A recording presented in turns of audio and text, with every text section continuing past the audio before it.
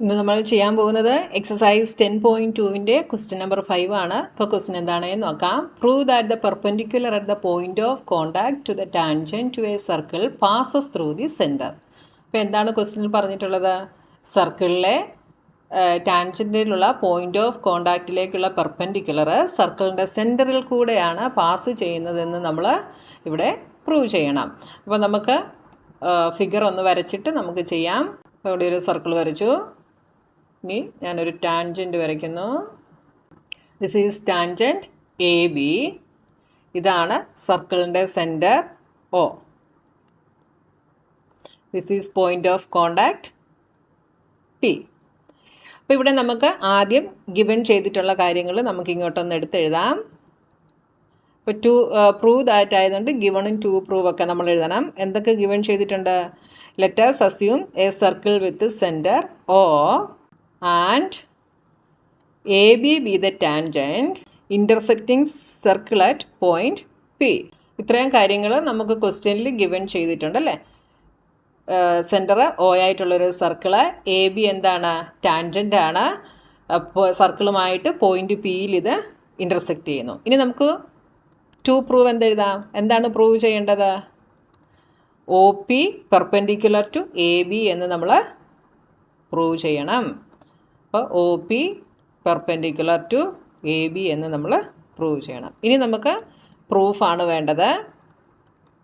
അപ്പോൾ നമുക്കറിയാം tangent of circle is perpendicular to radius at point of contact. ഇത് നമ്മുടെ തിയറം വെച്ചിട്ട് നമുക്കറിയാം അല്ലേ. എന്തായിരുന്നു നമ്മുടെ theorem? Tangent at any point of circle is perpendicular to the radius through the point of contact.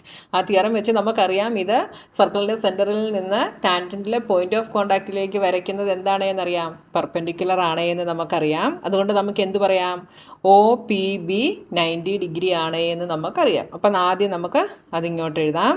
V know that O P perpendicular to A B.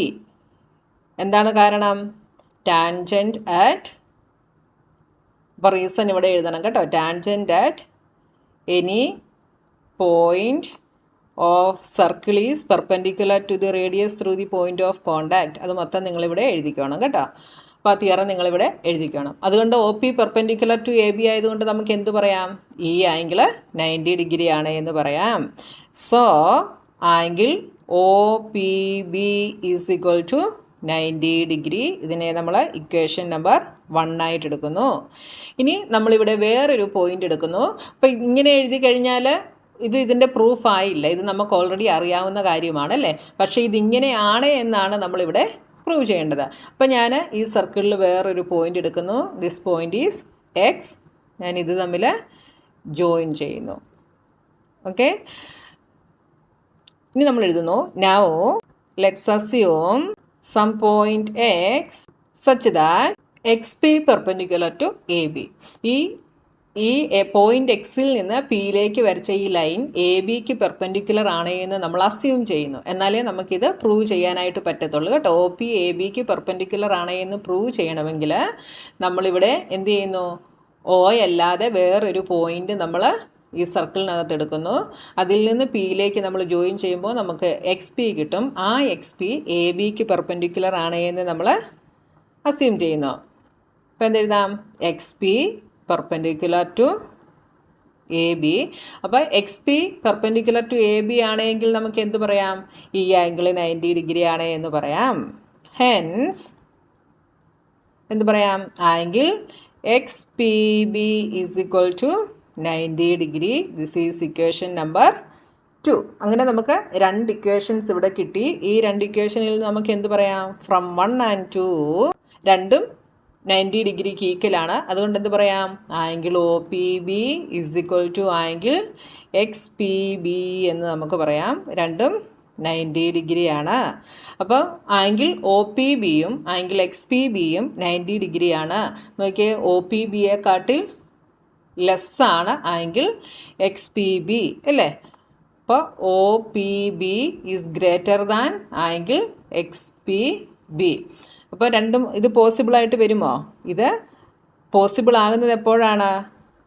X P ഓയിൽ കൂടെ pass ചെയ്യുന്നുണ്ടെങ്കിൽ മാത്രമേ നമ്മൾ ഈ പറഞ്ഞ കണ്ടീഷൻ എന്താകത്തുള്ളൂ, പോസിബിൾ ആകത്തുള്ളൂ. പക്ഷേ നമ്മളിവിടെ prove ചെയ്ത് വന്നപ്പോൾ നമുക്ക് എന്ത് കിട്ടി? ഒ പി ബിയും എക്സ് പി ബിയും 90 ഡിഗ്രി ആണ് എന്ന് കിട്ടി. ഇത് നോട്ട് പോസിബിൾ ആണ്. എന്തുകൊണ്ടാണ്? O P B X P ബിയെക്കാട്ടിൽ ഗ്രേറ്റർ ആണ്. അപ്പോൾ ഇത് പോസിബിൾ ആകുന്നത് എപ്പോഴാണ്? ഈ എക്സ് പി ഇതുവഴി പാസ് ചെയ്യണം, ഈ ഒ പിയിൽ കൂടെ പാസ് ചെയ്താൽ മാത്രമേ ഇത് പോസിബിൾ ആകത്തുള്ളൂ അല്ലേ? അപ്പോൾ എന്തെഴുതാം? Which is possible if line X P passes through oh.